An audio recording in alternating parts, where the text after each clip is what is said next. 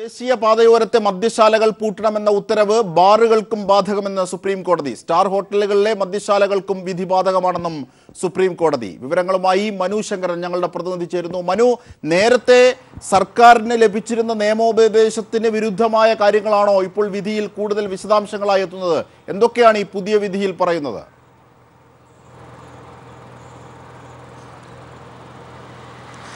Supreme കോടതി നേരത്തെ പ്രസ്താവിച്ചിരുന്ന വിധി ദേശീയ സംസ്ഥാന പാതയോരങ്ങളിൽ 500 മീറ്ററിനകത്തുള്ള മദ്യം ലഭ്യമാകുന്ന എല്ലാ ഇടങ്ങളും മദ്യ ഉപയോഗം പ്രചോദനം നൽകുന്ന ചില പരസ്യങ്ങളുണ്ടെങ്കിൽ അതും എടുത്തു മാറ്റണമെന്നായിരുന്നു സുപ്രീം കോടതി നേരത്തെ വിധി പറഞ്ഞിരുന്നത്. ഈ വിധിയിൽ ബാറുകളും സ്റ്റാർ ഹോട്ടലുകളും ഒക്കെ ഉൾപ്പെടുമോ എന്ന സംശയമാണ് നിലനിന്നിരുന്നത്. ഇതിനാൽ തന്നെയാണ് ഈ ഒരു വിധിയിൽ വ്യക്തത തേടി സംസ്ഥാന സർക്കാരുകളും അതോടൊപ്പം ബാർ ഉടമകളും സുപ്രീം കോടതിയെ സമീപിച്ചത്. ഇതിലാണ് സുപ്രീം കോടതി ചീഫ് ജസ്റ്റിസ് JS കഹാർ അധ്യക്ഷനായ ബെഞ്ച് മദ്യശാലകൾ എന്നാൽ മദ്യം ലഭ്യമാകുന്ന എല്ലാ ഇടങ്ങളും എന്ന് വ്യക്തമാക്കിയിട്ടുള്ളത്. അതിനാൽ ദേശീയ സംസ്ഥാന പാതയോരങ്ങളിൽ 500 മീറ്ററിനകത്തുള്ള എല്ലാ ബ്യൂക്കോ ഔട്ട്ലെറ്റുകളും അതോടൊപ്പം ബാറുകളും സ്റ്റാർ ഹോട്ടലുകളും ഉൾപ്പെടെ നിയമാനുസൃതമായി ഇന്ന് അർദ്ധരാത്രി മുതൽ പ്രവർത്തിക്കാൻ ആകാത്ത ഒരു സാഹചര്യമാണ് ഉണ്ടായിരിക്കുന്നത്. രണ്ടാമത് സുപ്രീം കോടതി വിധിയിൽ ശ്രദ്ധേയമായ മറ്റൊരു കാര്യം, ഈ തദ്ദേശ സ്വയംഭരണ സ്ഥാപനങ്ങളിൽ 20,000-ൽ താഴെ ജനസംഖ്യയുള്ള ഇടങ്ങളിൽ 500 മീറ്റർ ദൂരപരിധി എന്നത് 220 മീറ്ററാക്കി സുപ്രീം കോടതി കുറച്ചിരിക്കുന്നു എന്നതാണ് ശ്രദ്ധേയമായ മറ്റൊരു നീക്കം. ഇതുകൂടാതെ മറ്റു ചില സംസ്ഥാനങ്ങൾ, മേഘാലയ ഉൾപ്പെടെയുള്ള ചില സംസ്ഥാനങ്ങളിൽ ഈ ബാറുകൾക്കും മറ്റും പ്രവർത്തന അനുമതി മാർച്ച് 31 ശേഷം ലൈസൻസ് അതത് സംസ്ഥാന സർക്കാരുകൾ പുതുക്കി നൽകിയിരുന്നു. അങ്ങനെ മാർച്ച് 31 ശേഷം ലൈസൻസ് പുതുക്കി ലഭിച്ച ബാറുകൾക്ക് സെപ്റ്റംബർ 30 വരെ, ഈ വർഷം സെപ്റ്റംബർ 30 വരെ തുടർന്ന് പ്രവർത്തിക്കാമെന്നും ചീഫ് ജസ്റ്റിസ് അധ്യക്ഷനായ ബെഞ്ച് വ്യക്തമാക്കി. പക്ഷേ കേരളത്തിലെ സാഹചര്യം പരിഗണിക്കുമ്പോൾ ഇന്ന് ഈ ബാറുകളുടെയൊക്കെ ലൈസൻസ് കാലാവധി തീരുകയാണ്. ഈ ഒരു സാഹചര്യത്തിൽ ഇന്ന് അർദ്ധരാത്രി മുതൽ ദേശീയ സംസ്ഥാന പാതയോരങ്ങളിൽ 500 മീറ്ററിനകത്തുള്ള ബാറുകൾ, ബ്യൂക്കോ ഔട്ട്ലെറ്റുകൾക്കൊപ്പം അടച്ചുപൂട്ടേണ്ട ഒരു സാഹചര്യം ദയവായി തുടരുക തന്നെ ചെയ്യൂ. ഇപ്പോൾ നമ്മോടൊപ്പം മദ്യ ഉപഭോക്തൃ സംരക്ഷണ സമിതിയുടെ നേതാവ് കൂടിയായ ദാമോദരൻ ചേരുന്നു. ശ്രീ ദാമോദരൻ, കേൾക്കാമല്ലോ? കേൾക്കാം. അതായത് കേരളത്തെ സംബന്ധിച്ച് ഏതാണ്ട് ഒട്ടുമിക്ക ബാറുകളും പാതയോരത്തു നിന്ന് മാറ്റേണ്ടി വരും എന്നുള്ളത് സുവ്യക്തമായ കാര്യമാണ്. വളരെ കുറഞ്ഞ ചില ബാറുകൾക്ക് മാത്രമേ ആ ഘട്ടത്തിൽ അങ്ങനെ പ്രവർത്തിക്കാനാവൂ. എങ്ങനെ കാണണം ഇതിനെ? എങ്ങനെ താങ്കൾ കാണുന്നു ഇത്? ഒന്നെന്താണെന്ന് വെച്ചാൽ കേരളത്തിന്റെ പ്രത്യേക സാഹചര്യത്തെ കുറിച്ച് സുപ്രീം കോടതിയെ വേണ്ട രീതിയിൽ ബോധ്യപ്പെടുത്തിയിട്ടില്ല എന്നാണ് മനസ്സിലാകുന്നത്. കേരളം അത്രമാത്രം ജനസാന്ദ്രതയുള്ളതും ഇന്ത്യയിലെ ഒരു ചെറിയ സംസ്ഥാനവുമാണ്. അപ്പൊ മറ്റ് സംസ്ഥാനങ്ങളിൽ പാതയോരത്തിന് മാറ്റുന്നത് പോലെ കേരളത്തിൽ അത് സാധ്യമല്ല എന്ന് യഥാർത്ഥത്തിൽ വേണ്ട വിധത്തിൽ സുപ്രീം കോടതിയെ ബോധ്യപ്പെടുത്താൻ നമുക്ക് കഴിഞ്ഞിട്ടില്ല എന്നതാണ് ഒരു വസ്തുത. രണ്ട്, ഈ മദ്യവുമായി ബന്ധപ്പെട്ട ഈ സുപ്രീം കോടതികളിലെ മിക്കവാറും വിധികളൊക്കെ തന്നെ അസംബന്ധം നിറഞ്ഞവയാണ്. പ്രായോഗിക ചിന്തയോ അതിന്റെ വസ്തുതകൾ മനസ്സിലാക്കിയോ അല്ല മിക്കവാറും ഈ വിധികളും ഈ കോടതി തീരുമാനങ്ങളും ഉണ്ടായിട്ടുള്ളത് എന്നാണ് വസ്തുത. കേരളത്തെ സംബന്ധിച്ചിടത്തോളം ഇത് തീർത്തും അപ്രായോഗികമായ, അല്ലെങ്കിൽ കേരളത്തിൽ മദ്യനിരോധനം ഏർപ്പെടുത്തുന്നതായിരുന്നു കോടതിക്ക് ഇതിലും ഭേദം. എവിടെയും വിൽക്കരുത് എന്നാണ് നല്ലത്. അതായിരുന്നു സുപ്രീം കോടതി ചെയ്യുക. ഒന്നുകിൽ മദ്യം നിരോധിക്കുക. മറ്റേ ഇത്തരത്തിലുള്ള ഒരു ജഡ്ജ്മെന്റ് കേരളത്തെ സംബന്ധിച്ചിടത്തോളം ഈ യാഥാർത്ഥ്യവുമായി പൊരുത്തപ്പെടാനാവത്തതാണ്. കേരളത്തിൽ 500 മീറ്റർ റോഡിൽ നിന്ന് മാറ്റിയാൽ പൂർണ്ണ ജനസാന്ദ്രതയുള്ള വീടുകൾക്കിടയിലാണ് പിന്നെ ഈ ഔട്ട്ലെറ്റുകൾ തുറക്കേണ്ടത്. അത് ഇതിലും വലിയ ആപത്തല്ലേ? അല്ല, റോഡ് അപകടങ്ങളും മറ്റും ഒഴിവാക്കാനും ഒരു പൊതു സാഹചര്യം കണക്കിലെടുത്ത് കോടതി അത്തരത്തിലൊരു വിധി പ്രകടിപ്പിക്കുകയും അതിൻ്റെ വിശദാംശം എന്നുള്ള നിലയിൽ ഇന്നത്തെ വിധി എത്തുകയും ചെയ്യുന്ന സാഹചര്യത്തിൽ ഇത്തരത്തിൽ കേരളത്തിന് താങ്കൾ സൂചിപ്പിച്ചതുപോലെ എന്താഘാതമാണ് ഏൽക്കുന്നത്? ദേശീയ പാതയോരത്തും സംസ്ഥാന പാതയോരത്തു നിന്നും ഉള്ളിലേക്ക് വരുന്നു. അതുകൊണ്ട് എന്താഘാതമാണ് വരാൻ പോകുന്നതെന്നാണ് താങ്കൾ നിരീക്ഷിക്കുന്നത്? ഇത് ഇപ്പൊ കേരളത്തെ സംബന്ധിച്ചിടത്തോളം 80 ലക്ഷത്തിലധികം മദ്യ ഉപഭോക്താക്കളുള്ള ഒരു സംസ്ഥാനമാണ് കേരളം. അപ്പോ ഇത്രയധികം ജനങ്ങൾക്ക് ഒരു കൺസ്യൂമർ അവർ ഉപയോഗിക്കുന്ന ഒരു സാധനം വാങ്ങിക്കാനുള്ള ഈ സ്വാതന്ത്ര്യത്തെയാണ് കോടതി തടയുന്നത്. ഇതിപ്പോ എക്സ്പ്ലോസീവായ ഒരു സാധനമൊന്നുമല്ല. റോഡരികിൽ വെച്ച് വിറ്റതുകൊണ്ട് പൊട്ടിത്തെറിക്കുകയൊന്നും ചെയ്യുന്ന ഒരു സാധനമല്ല. അപ്പൊ അത്തരം പ്രായോഗിക കാര്യങ്ങളൊന്നും തന്നെ കോടതി കണക്കിലെടുത്തിട്ടില്ല എന്നാണ് ഇതിൽ നിന്ന് മനസ്സിലാക്കുന്നത്. ഡ്രൈവ് ചെയ്യുന്ന ആൾക്കാർക്ക് വളരെ സുലഭമായി ഇത് കിട്ടും എങ്കിൽ, അത് ഉപയോഗിക്കുമെങ്കിൽ അത് അപകടങ്ങളിലേക്ക് നയിക്കില്ലേ? അത്തരം പ്രശ്നങ്ങൾ? അല്ല, ഡ്രൈവ് ചെയ്യുന്നവരെല്ലാം ഈ പാതയോരത്ത് ഇപ്പൊ ഹോട്ടലുകൾ കണ്ടാൽ എല്ലാ ഹോട്ടലുകളിലും കയറി ഭക്ഷണം കഴിക്കുന്ന, ആവശ്യമുള്ളവർ വാങ്ങിക്കും, അവർക്ക് സൗകര്യമുള്ളപ്പോൾ കഴിക്കും, അങ്ങനെയാണ് ചെയ്യുന്നത്.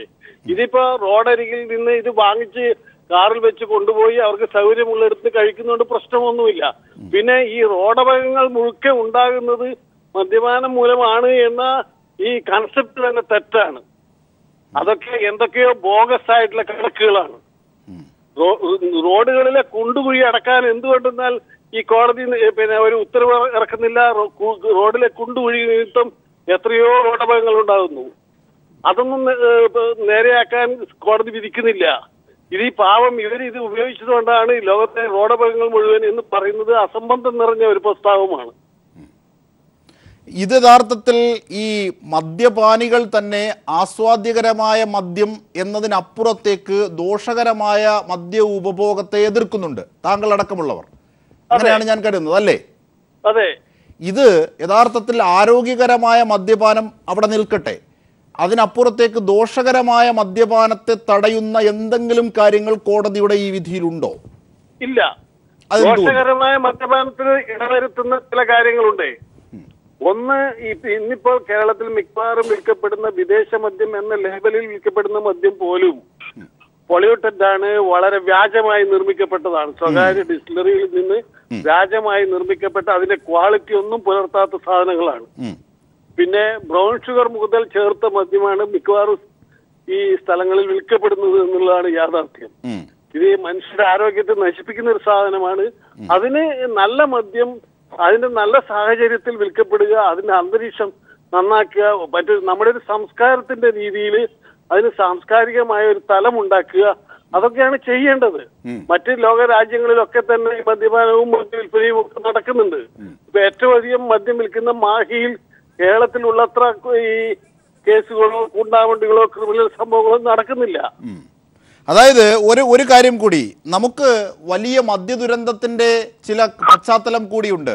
അങ്ങനെയാണെങ്കിൽ പല ഘട്ടങ്ങളിലും അങ്ങനെയാണെങ്കിൽ ഇത് അത്തരത്തിലൊരു മദ്യ ദുരന്തത്തിലേക്ക് നയിക്കാൻ പ്രാപ്തിയുള്ളതാണ് ഈ വിധി എന്ന് താങ്കൾ കരുതുന്നുണ്ടോ?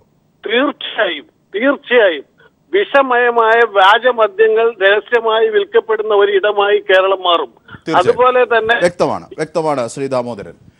മനു ശങ്കരനിലേക്ക് തന്നെ. മനു, അതായത് ഇന്ന് എത്തിയ നേരത്തെ പറഞ്ഞതിൽ നിന്നും വിധിയുടെ വിശദാംശങ്ങൾ കൂടുതലായി വ്യക്തത വരുത്തണമെന്ന് സർക്കാർ തലത്തിൽ ആവശ്യപ്പെട്ടതാണ്. ഇന്നത്തെ വിധി വളരെ കൺവിൻസ്ഡ് ആയിരിക്കുന്നു, വളരെ വ്യക്തമാക്കിയിരിക്കുന്നു കാര്യങ്ങളെ സംബന്ധിച്ച്. അങ്ങനെയാണെങ്കിൽ ഇന്ന് അർദ്ധരാത്രി മുതൽ, അതായത് നാളെ മുതൽ കേരളത്തിലെ ഏതാണ്ട് ബഹുഭൂരിപക്ഷം ബാറുകൾക്കും പ്രവർത്തിക്കാനാകില്ല എന്ന് തന്നെയല്ലേ വിധിയുടെ കൂടുതൽ വിശദാംശങ്ങളും അതിന്റെ പശ്ചാത്തലത്തിലുള്ള കേരള സാഹചര്യത്തെയും കൂടി? മനു ശങ്കരൻ.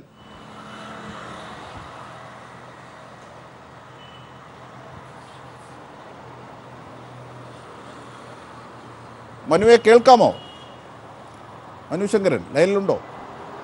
തീർച്ചയായും സുപ്രീം കോടതിയുടെ വിധി പുറത്തെത്തിയിരിക്കുന്നു. ദേശീയ പാതയോരത്തെ ബാറുകളും പൂട്ടണം എന്നതിലേക്കാണ് കാര്യങ്ങൾ എത്തിയിരിക്കുന്നത്.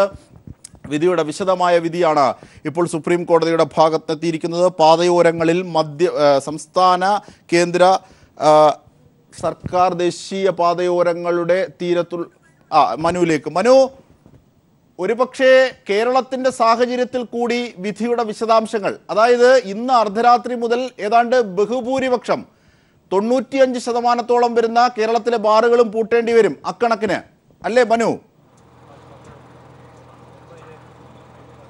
മനു ശങ്കരൻ. തീർച്ചയായും അങ്ങനെയാണ്. ഇന്ന് അർദ്ധരാത്രി മുതൽ തന്നെ ഈ ദേശീയ സംസ്ഥാന പാതയോരങ്ങളിൽ, പ്രത്യേകിച്ച് കേരളത്തിൽ മാർച്ച് 31-നകം ലൈസൻസ് കാലാവധി മിക്ക ബാറുകളുടെയും തീരുകയാണ്. ഈ ഒരു സാഹചര്യത്തിൽ ഈ ലൈസൻസ് കാലാവധി തീരുന്ന ബാറുകൾക്ക് പിന്നീട് ലൈസൻസ് പുതുക്കി നൽകാനോ ഇതിനുള്ള ഒരു സാഹചര്യവും ഇപ്പോൾ സുപ്രീം കോടതി വിധിയിലൂടെ ഇല്ല. ഈ ഒരു സാഹചര്യത്തിൽ ഇന്ന് അർദ്ധരാത്രി മുതൽ തന്നെ ദേശീയ സംസ്ഥാന പാതയോരങ്ങളിൽ 500 മീറ്ററിനകത്തുള്ള എല്ലാ മദ്യം ലഭ്യമാകുന്ന ഇടങ്ങളും അടച്ചുപൂട്ടുക എന്നതാണ് സുപ്രീം കോടതി വിധിയിലൂടെ വ്യക്തമാകുന്നത്. ഈ സാഹചര്യത്തിൽ ബിവക്കോ ഔട്ട്ലെറ്റുകൾ, ഇതോടൊപ്പം ബാറുകൾ എന്നിവ ഇന്ന് അർദ്ധരാത്രി മുതൽ ഈ ദേശീയ സംസ്ഥാന പാതയോരങ്ങളിൽ 500 മീറ്ററിനകത്തുള്ള എല്ലായിടങ്ങളും അടച്ചുപൂട്ടേണ്ട സ്ഥിതിവിശേഷത്തിലേക്കാണ് പോകുന്നത്. നേരത്തെ സംസ്ഥാന സർക്കാർ ഇതുമായി ബന്ധപ്പെട്ട ഹർജിയിൽ പല വാദങ്ങളും ഉന്നയിച്ചപ്പോൾ സുപ്രീം കോടതി തന്നെ ചൂണ്ടിക്കാട്ടിയത് സംസ്ഥാന ഹൈവേകൾ ഏതൊക്കെയാണ് എന്ന് നിശ്ചയിക്കാനുള്ള അധികാരം സംസ്ഥാന സർക്കാരിന് തന്നെയുണ്ട്. ഈ ഒരു സാഹചര്യത്തിൽ മുൻപ് പശ്ചിമ ബംഗാൾ സർക്കാർ അതത് സംസ്ഥാന ഹൈവേകൾ പലതും മാറ്റി നിശ്ചയിച്ചുകൊണ്ട് ഉത്തരവ് പുറപ്പെടുവിച്ചിരുന്നു. അങ്ങനെ ഉത്തരവ് എന്തെങ്കിലും പുറപ്പെടുവിച്ചുകൊണ്ട് ഈ ദേശീയ സംസ്ഥാന പാതയോരങ്ങളിൽ ഇപ്പോൾ നിലവിലുള്ള 500 മീറ്ററിനകത്തെ ഈ ബാറുകളും അതോടൊപ്പം മറ്റിടങ്ങളും നിലനിർത്തുക എന്നൊരു സാഹചര്യം മാത്രമേ ഇനി മുന്നിലുള്ളൂ. നിയമപരമായി സംസ്ഥാന സർക്കാരിന് വേണമെങ്കിൽ ഈ സംസ്ഥാന ഹൈവേകൾ ഏതൊക്കെയെന്ന് ഇനി മറ്റൊരു ഉത്തരവോ മറ്റോ പുറപ്പെടുവിച്ച് അങ്ങനെ ഒരു നീക്കത്തിലേക്ക് മറ്റും കടക്കുന്നതിനുള്ള സാഹചര്യങ്ങളേ ഉള്ളൂ. നിലവിലെ സാഹചര്യത്തിൽ എന്തായാലും ഈ ദേശീയ സംസ്ഥാന പാതയോരങ്ങളിൽ 500 മീറ്ററിനകത്തുള്ള ബാറുകൾ, സ്റ്റാർ ഹോട്ടലുകളടക്കം ഇന്ന് അർദ്ധരാത്രി മുതൽ കേരളത്തിൽ പ്രവർത്തനരഹിതമാകും. മേഘാലയ ഉൾപ്പെടെയുള്ള ചില സംസ്ഥാനങ്ങളിൽ ഈ മാർച്ച് 31 ശേഷം നേരത്തെ ഈ കോടതി ഉത്തരവ് വരുന്നതിന് മുൻപായി തന്നെ സംസ്ഥാന സർക്കാർ ലൈസൻസ് കാലാവധി നീട്ടി നൽകിയിരുന്നു. അങ്ങനെയുള്ള ഹോട്ടലുകളിൽ മാത്രം ഇപ്പോൾ പ്രവർത്തനം സെപ്റ്റംബർ 30 വരെ നീട്ടിക്കൊണ്ടു പോകാമെന്നും സുപ്രീം കോടതി വ്യക്തമാക്കിയിട്ടുണ്ട്. കേരളത്തിൽ എന്തായാലും ഇന്ന് അർദ്ധരാത്രി മുതൽ ദേശീയ സംസ്ഥാന പാതയോരങ്ങളിൽ 500 മീറ്ററിനകത്തുള്ള ബാറുകൾക്കോ ബിവുക്കോ ഔട്ട്ലെറ്റുകൾക്കോ പ്രവർത്തിക്കാനാവുകയില്ല. അജിംഷ, അതായത് ബീർ പാർലറുകൾ അടക്കം പൂട്ടേണ്ടി വരും. നേരത്തെ ഇതുമായി ബന്ധപ്പെട്ട ചില ആശയ സംഘർഷങ്ങൾ ഉണ്ടായിരുന്നത് ബീർ പാർലറുകൾ ഈ മദ്യശാല എന്നതിൻ്റെ പരിധിയിലേക്ക് എത്തുമോ എന്നുള്ളതാണ്. അങ്ങനെയാണെങ്കിൽ ഇപ്പോഴത്തെ വിധി വളരെ വ്യക്തമാക്കുന്നത് ബാറുകൾ, അതായത് 5 സ്റ്റാറിലെ ബാറുകൾ മാത്രമല്ല ബീർ പാർലറുകളുടെ അടക്കം മാറ്റേണ്ടി വരും എന്ന് തന്നെയല്ലേ മനു? ഒപ്പം ചില സംശയം കൂടി, അതായത് ലൈസൻസ് നീട്ടി നൽകിയവർക്ക് ഇത് തുടരാം എന്ന കൂടി ഒരു വിധിയുടെ ഒരു വിശദാംശം കണ്ടു. അത് കേരളത്തെ സംബന്ധിച്ച് ചർച്ച ചെയ്യപ്പെടാവുന്നതാണോ? കേരളത്തിന് അത് ബാധകമാണോ? എങ്ങനെയാണ് ആ കാര്യങ്ങൾ? ങ്ങളും തന്നെ പൂട്ടണം, അത് അങ്ങനെയുള്ള ലഭ്യത കുറയ്ക്കണം എന്ന് തന്നെയാണ് സുപ്രീം കോടതി ഉദ്ദേശിക്കുന്നത്. ഇതിൽ ബിയർ വൈൻ പാർലറുകൾ കൂടി ഉൾപ്പെടുന്നു എന്ന കാര്യം വ്യക്തമാണ്. കഴിഞ്ഞ സുപ്രീം കോടതി വിധിയിൽ ഇത് സംബന്ധിച്ചൊരു വ്യക്തത കുറവാണ് ഉണ്ടായിരുന്നത്. ബിവുക്കോ ഔട്ട്ലെറ്റുകൾ മാത്രമാണോ അതോ ഈ മദ്യം വിളമ്പുന്ന ഇപ്പോഴത്തെ ബാറുകൾ, സ്റ്റാർ ഹോട്ടലുകൾ അടക്കമുള്ളവ ഉൾപ്പെടുമോ എന്ന സംശയമാണ് ഉണ്ടായിരുന്നത്. ഇതിൽ എല്ലാം ഉൾപ്പെടും എന്ന് തന്നെ സുപ്രീം കോടതി വ്യക്തമാക്കിയിരിക്കുന്നു. തീർച്ചയായും സുപ്രീം കോടതിയുടെ വിധി സുവ്യക്തമായിരിക്കുന്നു. ഒരു പക്ഷേ ഈ ഇപ്പോഴത്തെ വിധിയിൽ കേരളത്തിന്റെ പശ്ചാത്തലത്തിൽ ഈ വിധിയുടെ വിശദാംശങ്ങൾ ഏത് വിധത്തിലാണ് പ്രായോഗിക തലത്തിൽ പ്രതിഫലിക്കാൻ പോകുന്നത് കേരളത്തെ സംബന്ധിച്ച് എന്ന വിശദാംശങ്ങൾ നൽകാനായി ഞങ്ങളുടെ പ്രതിനിധി സുനിൽ അരിമാനൂർ ചേരുകയാണ്. സുനിൽ, ഏതാണ്ട് പാതയോരങ്ങളിലെ ബീർ വൈൻ പാർലറുകളടക്കം 5 സ്റ്റാർ ബാറുകളടക്കം എല്ലാത്തിനും അക്ഷരാർത്ഥത്തിൽ ഒരു ഫലത്തിൽ നിരോധനം എത്തിയിരിക്കുകയാണ്. യഥാർത്ഥത്തിൽ കേരളത്തിൻ്റെ സാമൂഹിക പശ്ചാത്തലം അനുസരിച്ച് അല്ലെങ്കിൽ കേരളത്തെ സംബന്ധിച്ച് 95% ബാറുകളും കേരളത്തിൽ നാളെ മുതൽ പ്രവർത്തിക്കാനാകില്ല അങ്ങനെയാണെങ്കിൽ. കാരണം ഒട്ടുമിക്കവയും ഇത്തരത്തിൽ പാതയോരങ്ങളിലാണ്. അജിംഷാദെ, കേരളത്തെ സംബന്ധിച്ചിടത്തോളം എക്സൈസിൻ്റെ ലൈസൻസ് അല്ലെങ്കിൽ എക്സൈസ് വർഷം എന്ന് പറയുന്നത് ഇന്നത്തോടുകൂടി സമാപിക്കുകയാണ്. സുപ്രീം കോടതി വിധി, അതായത് ഡിസംബർ 15 പുറപ്പെടുവിച്ച സുപ്രീം കോടതി വിധി അനുസരിച്ചാണെങ്കിൽ സംസ്ഥാനത്ത് ദേശീയ പാതയോരത്തും അതുപോലെ തന്നെ സംസ്ഥാന പാതയോരത്തും പ്രവർത്തിക്കുന്ന സർക്കാരിൻ്റെ ബിവറേജസ് ഔട്ട്ലെറ്റുകളും അതുപോലെ തന്നെ കൺസ്യൂമർ ഫെഡിൻ്റെ ഔട്ട്ലെറ്റുകൾക്കും ഇന്നത്തെ രാത്രിയോടുകൂടി തന്നെ താഴുകൾ വീഴുകയാണ്. അതായത് നാളെ 1-ാം തീയതിയാണ്, ഡ്രൈ ഡേ ആണ്. ഇത് പ്രത്യക്ഷത്തിൽ ബാധിക്കുന്നത് മറ്റന്നാൾ മുതൽ തന്നെയാണ്. കേരളത്തെ സംബന്ധിച്ചോളം കണക്കുകൾ നിരത്തി പറയുകയാണെങ്കിൽ സംസ്ഥാനത്ത് ഏകദേശം 270 ബെക്കോയുടെ ഔട്ട്ലെറ്റുകളാണ് ഉള്ളത്. ഇതിൽ 500 മീറ്റർ ദൂരപരിധി എന്ന് കണക്കാക്കിക്കൊണ്ടുള്ള സുപ്രീം കോടതി വിധി വരുമ്പോൾ 179 മാറ്റേണ്ട ഒരു സാഹചര്യമാണ് വരുന്നത്. ഇതിൽ 35 ഇതിനോടകം തന്നെ ബെവ്കോ മാറ്റിക്കഴിഞ്ഞു. ഇനി 140 മാറ്റാനുള്ളത്. ഈ 140 ഇന്നത്തോടെ താഴ് വീഴുകയാണ്. അതോടൊപ്പം തന്നെ കൺസ്യൂമർ ഫെഡിൻ്റെ 20 ഔട്ട്ലെറ്റുകളാണ് പാതയോരം, അതായത് സുപ്രീം കോടതി വിധി പ്രകാരം വരുന്നത്. ഇതിൽ 13 ആണ് ഇനി അവർക്ക് മാറ്റി സ്ഥാപിക്കാനുള്ളത്. 8 മാറ്റി സ്ഥാപിച്ചു കഴിഞ്ഞു. 13 അവർക്ക് മാറ്റി സ്ഥാപിക്കേണ്ട ഒരു സാഹചര്യത്തിലേക്ക് കാര്യങ്ങൾ എത്തി നിൽക്കുന്നു. ബിയർ വൈൻ പാർലറുകളുടെ കാര്യമാണെങ്കിൽ ഏകദേശം 815-ലധികം ബിയർ വൈൻ പാർലറുകളാണ് ഈ പാതയോരത്തായിട്ട് പ്രവർത്തിക്കുന്നത്. ഇതിൽ 500-ലധികവും അടച്ചുപൂട്ടേണ്ട അവസ്ഥയാണ് വരുന്നത്. അതുപോലെ തന്നെ നമ്മൾ സ്റ്റാർ ഹോട്ടലിൻ്റെ കാര്യമെടുക്കുകയാണെങ്കിൽ 5 സ്റ്റാർ ഹോട്ടലിൽ ഏകദേശം 31 5 സ്റ്റാർ ഹോട്ടലാണ് സംസ്ഥാനത്തുടനീളമുള്ളത്. ഇതിൽ 20 സംസ്ഥാനത്ത് വിവിധ പാതയോരത്തിലാണ് 5 സ്റ്റാർ ഹോട്ടലുകൾ പ്രവർത്തിക്കുന്നത് എന്നുള്ളതാണ്. ഇവിടെ നിന്ന് ബാറുകൾ മാറ്റി സ്ഥാപിക്കുന്ന കാര്യത്തിൽ സുപ്രീം കോടതി സെപ്റ്റംബർ 30 50 വരെ അവർക്ക് ഇളവ് നൽകിയിട്ടുണ്ട്. പക്ഷേ ഇത് എത്രത്തോളം പ്രായോഗികമാകും എന്നുള്ളത് നമുക്ക് കാത്തിരുന്ന് കാണേണ്ടതാണ്. കാരണം 5 സ്റ്റാർ ഹോട്ടലുകൾ ഒരിക്കലും മാറ്റിക്കൊണ്ട് മറ്റൊരു സ്ഥലത്തേക്ക് പോകുന്ന കാര്യം വലിയ ഒരു ബുദ്ധിമുട്ട് ഉണ്ടാക്കും. 5 സ്റ്റാർ ഹോട്ടലിൻ്റെ കാര്യത്തിലാണെങ്കിൽ അങ്ങനെ വരുമ്പോൾ അത് തീർച്ചയായും ആ 5 സ്റ്റാർ ഹോട്ടലിൻ്റെ കാര്യത്തിൽ അത്തരത്തിലുള്ള പ്രശ്നം ഉണ്ടാകാനുള്ള സാധ്യത തന്നെയാണ് ഉള്ളത്. ഇപ്പോഴത്തെ ഒരു വിധി നടപ്പാക്കി വരുമ്പോൾ തന്നെ ഇത്രയും ഔട്ട്ലെറ്റുകൾ അടച്ചുപൂട്ടേണ്ട ഒരു സാഹചര്യമാണ് സംസ്ഥാനത്ത് സംജാതമായിരിക്കുന്നത്. ഈ ദൂരപരിധി പ്രശ്നം സുപ്രീം കോടതി വിധി പറയുമ്പോഴും ഇത് തദ്ദേശ സ്വയംഭരണ സ്ഥാപനങ്ങളുടെ കൂടെ സഹായത്തോടു കൂടിയായിരിക്കും ഇത് നടപ്പാക്കേണ്ടി വരുന്നത്. അവിടെയാണ് ചില പ്രശ്നങ്ങൾ നിൽക്കുന്നത്. നമുക്കറിയാം, ഇന്നലെ തലസ്ഥാനത്ത് പോലും ഈ കുടപ്പനക്കുന്നിലെ ഔട്ട്ലെറ്റ് മാറ്റി സ്ഥാപിക്കാൻ പോലും സമ്മതിക്കാത്ത തരത്തിൽ ജനപ്രതിനിധികൾ അടക്കം രംഗത്തെത്തുന്ന ചില വിഷയങ്ങളുണ്ട്.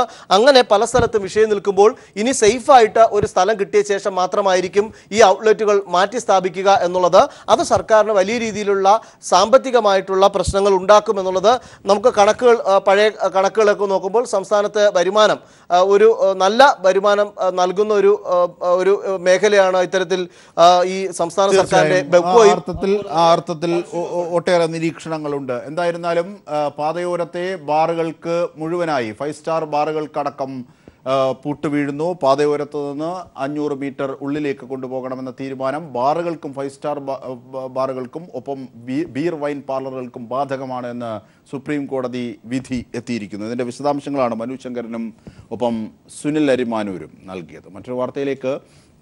മുൻമന്ത്രി AK ശശീന്ദ്രനെതിരായ ഹണി ട്രാപ്പ് വിവാദത്തിൽ പ്രത്യേക അന്വേഷണ സംഘം FIR രജിസ്റ്റർ ചെയ്തു. മംഗളം ചാനൽ CEO അജിത് കുമാർ അടക്കം 9 പേർക്കെതിരെയാണ് കേസ്. ജാമ്യമില്ലാ വകുപ്പുകൾ പ്രകാരമാണ് കേസെടുത്തിട്ടുള്ളത്. ഗൂഢാലോചന, ഇലക്ട്രോണിക് മാധ്യമങ്ങളുടെ ദുരുപയോഗം, IT നിയമലംഘനം എന്നീ വകുപ്പുകൾ പ്രകാരമാണ് കേസ്. മുൻമന്ത്രിയായ AK ശശീന്ദ്രനെ കൊടുക്കാൻ ഗൂഢാലോചന നടന്നെന്ന് ബോധ്യപ്പെട്ടതിന്റെ അടിസ്ഥാനത്തിലാണ് പ്രത്യേക അന്വേഷണ സംഘം കേസിൽ FIR രജിസ്റ്റർ ചെയ്തത്. മംഗളം ചാനൽ മേധാവി അജിത് കുമാർ അടക്കം 9 പേർക്കെതിരെയാണ് കേസെടുത്തത്. ജാമ്യമില്ലാ വകുപ്പുകൾ പ്രകാരമാണ് കേസ്. സ്റ്റിംഗ് ഓപ്പറേഷനിലാണ് മന്ത്രിയെ കുടുക്കിയതെന്ന് ചാനൽ മേധാവി തന്നെ കുറ്റസമ്മതം നടത്തിയ സാഹചര്യത്തിൽ അതുകൂടി കണക്കിലെടുത്താകും പോലീസ് അന്വേഷണം പുരോഗമിക്കുക. ഹണി ട്രാപ്പിൽ പങ്കാളിയായ മാധ്യമപ്രവർത്തകയും കേസിൽ പ്രതിയാകും. എഡിറ്റോറിയൽ ബോർഡ് അംഗങ്ങളെയും കേസിൽ പ്രതി ചേർത്തിട്ടുണ്ട്. വിവാദ ഫോൺ വിളിക്ക് പിന്നാലെ ഗൂഢാലോചന പുറത്തു കൊണ്ടുവരുന്നതിനാകും അന്വേഷണ സംഘത്തിന്റെ പ്രഥമ പരിഗണന. IT നിയമം അനുസരിച്ചുള്ള വകുപ്പുകളും ചുമത്തിയിട്ടുണ്ട്. വ്യാജരേഖ ചമയ്ക്കൽ, ദൃശ്യമാധ്യമത്തിന്റെ ദുരുപയോഗം എന്നിവ ഉണ്ടായതായാണ് അന്വേഷണ സംഘത്തിന്റെ പ്രാഥമിക വിലയിരുത്തൽ.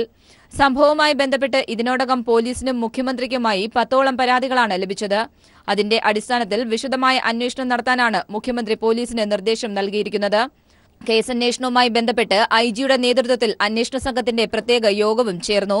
കഴിഞ്ഞ ദിവസമാണ് സംഭവത്തിൽ IG ദിനേശ് കശ്യപിന്റെ മേൽനോട്ടത്തിലും DYSP ബിജുമോന്റെ നേതൃത്വത്തിലുമുള്ള പ്രത്യേക അന്വേഷണ സംഘത്തെ നിയോഗിച്ചത്. News bureau, Thiruvananthapuram. അന്തരീക്ഷത്തിനൊപ്പം മണ്ണിനടിയിലെ താപനില കൂടി ഉയരുന്ന പ്രതിഭാസമാണ് വയനാട്ടിൽ ഇപ്പോൾ. അന്തരീക്ഷ ഊഷ്മാവ് 35 ഡിഗ്രിയിലെത്തിയപ്പോൾ മണ്ണിനടിയിലെ ചൂട് 42 ഡിഗ്രി സെൽഷ്യസ് വരെയാണ്. മണ്ണടിയിലെ സൂക്ഷ്മജീവികളുടെ നാശത്തിലേക്കാണ് വയനാട്ടിലെ കാലാവസ്ഥാ വ്യതിയാനം എത്തി നിൽക്കുന്നത്. ഓരോ വർഷം കഴിയുന്തോറും അന്തരീക്ഷത്തിൽ ചൂട് കൂടുന്ന അവസ്ഥയാണ് വയനാട്ടിൽ. കഴിഞ്ഞ 10 വർഷത്തിനിടെ കൂടിയ ചൂടിൽ 7 ഡിഗ്രിയുടെ വർധനവാണുണ്ടായത്. ഈ വർഷം മാർച്ചിൽ കൂടിയ ചൂട് 35 ഡിഗ്രി സെൽഷ്യസിലെത്തി. പൊതുവെ ഈ വർഷം ചൂട് കൂടുതലാണ്.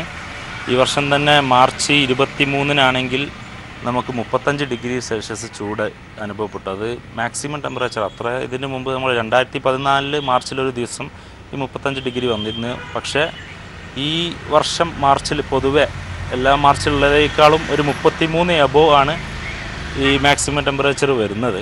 എന്നാൽ മണ്ണിനടിയിൽ ചൂട് കൂടുന്നതാണ് കാർഷിക മേഖലയ്ക്കൊപ്പം വിദഗ്ധരെയും ആശങ്കയിലാക്കുന്നത്. കാർഷിക മേഖലയെ പൂർണ്ണമായും തകർക്കുന്ന തരത്തിലേക്കാണ് മണ്ണിനടിയിൽ ചൂട് കൂടുന്നത്.